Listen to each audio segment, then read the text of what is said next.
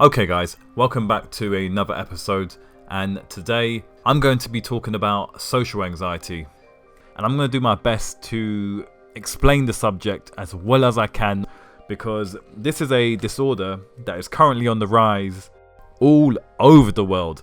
And no surprise here, because over the last decade we're more engaged in social media and technology, and to be honest, none of us really interact with each other like we used to back in the old days, where we used to ring each other on the phone, or if you wanted to hang out, you'd have to go and meet each other in person. Nowadays we can just tweet to each other, Facebook Messenger, WhatsApp, etc, etc. But you know what, I'm going on a bit. Let's jump straight into the topic and I'll explain more about this later. So to begin, let me just explain what social anxiety is, just so all of us are on the same page. And I'm actually going to use my notes here, even though I don't like reading from a script. But yeah, social anxiety is the persistent fear of a social situation where you may be exposed to the negative judgment of others. It is also the fear that you will do something in these social situations that may be embarrassing and humiliating. Now, some examples of these social situations include meeting new people, attending a social event such as a party, a work due, public speaking, starting a new job, starting a new school, dating, visiting a new environment, etc, etc. Now, it's really important to note here, right, that if your anxiety is very severe and you find yourself in these social situations, you will endure it with massive discomfort. And if one of these social situations is an upcoming event that you have to attend, there's a good chance you might try to avoid it altogether. Now, there's numerous causes of social anxiety. These include bullying, family conflict, isolation, past traumatic experiences, sexual abuse, chemical imbalances in the brain, and much more.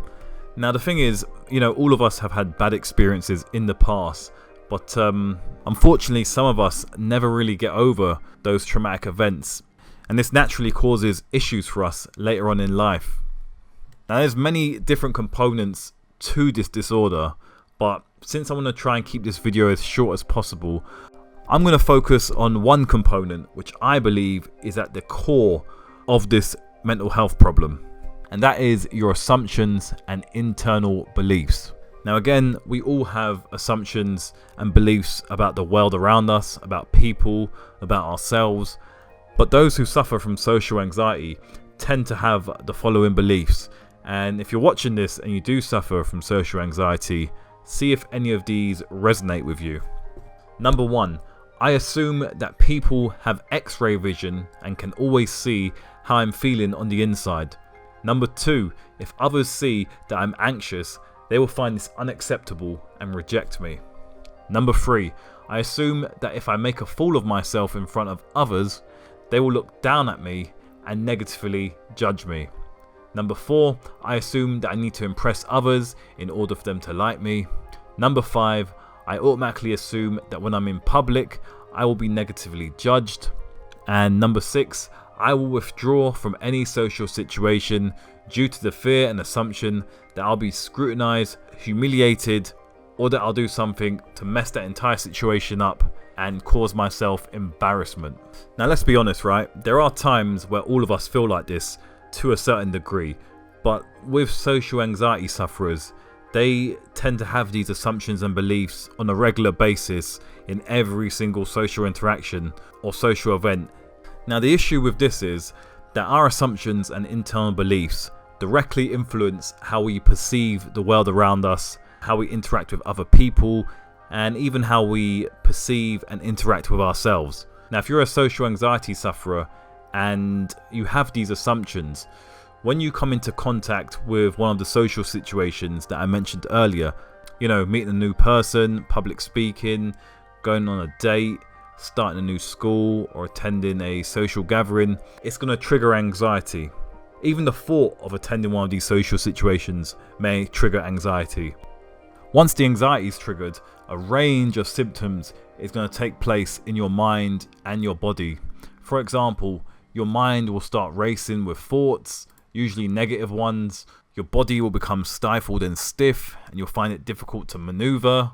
Your fight or flight response will get activated and cause you to sweat, tremble, blush. Your heart will start beating faster. Your breathing will be more heavy and rapid. And basically you'll begin to act in a way in which you normally wouldn't do if you're in a safe, comfortable environment. You'll also begin to engage in what psychologists call safety behaviors, and these are designed to reduce the social threat. So for example, if you're speaking to someone, you will avoid eye contact, or just in general, you'll avoid meeting eyes with anyone in public. You'll start to censor what you have to say in order to be accepted.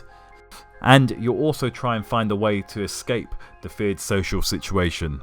When the anxiety is triggered, you also become extremely self-focused, and that is where you put all your attention on your inner body, and you start to assume that what you feel on the inside must be a reflection of what people are thinking on the outside. And the reason this is done is because our emotions are massive motivators. In fact, they're probably the strongest motivators in this entire world, and they influence everything we do, to be honest. So just to recap, social anxiety is the persistent fear of a social situation where you may be exposed to the negative judgment of others. It's also the fear that you'll do something in these social situations that may cause you to feel embarrassed, ashamed, or humiliated. There's many causes of social anxiety, and the ones we listed in this video include bullying, family conflict, isolation, traumatic experiences, sexual abuse, chemical imbalances in the brain, and many others. There are many components to social anxiety, but the one we chose to discuss today is your assumptions and beliefs. And these assumptions skew and influence your perception of the world around you, of other people, and even of yourself. Now, once these assumptions come into contact with a feared social situation, it triggers anxiety. Once the anxiety is triggered, symptoms such as sweating, blushing, trembling all take place. Your fight or flight response becomes activated. Your mind starts racing with negative thoughts. You begin to engage in safety behaviors which are designed to reduce the social threat. So for example, if you're in public or you're speaking to someone, you will avoid eye contact, you will censor yourself in order to gain acceptance, and if possible, you will try to escape the feared social situation. You also become extremely self-focused, where you focus entirely on your inner world and assume what you're feeling on the inside must be a reflection of what other people are thinking and feeling on the outside. Now that's just a very, very brief introduction into the subject, but I hope I've outlined it clearly enough for everyone to understand. It's important to remember that social anxiety affects people differently. Okay, some people might have social anxiety very severely and they might not even be able to leave the house or go to any social event, whereas others might have a little social anxiety and be able to go to social events but not cope with it as well as they hope to. So it does vary from person to person. Now, if you're wondering how to get rid of social anxiety, we've made another video on our channel which is going to show you 6 ways to deal with this disorder and hopefully get it sorted once and for all. I'll leave a link to that at the end of the video as well as in the description down below.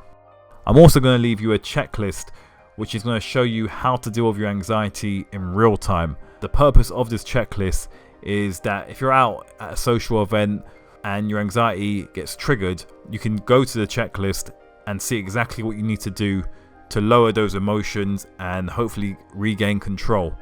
Definitely check out the checklist, as you can keep it on your mobile phone and use it no matter where you go. I'm also going to leave a link to a social anxiety forum, so if you are someone that suffers from this disorder, you can interact with others in the same situation and hopefully help each other out. There will also be additional resources down below for you to read further into the subject, so definitely check that out. But that's about going to do it for this video. I hope you guys enjoyed it. If you did, give it a thumbs up, leave a comment down below and tell us if you've experienced social anxiety, and subscribe as we've got videos like this coming out every single week. So I hope this video helped you guys out, and I'll catch you in the next one.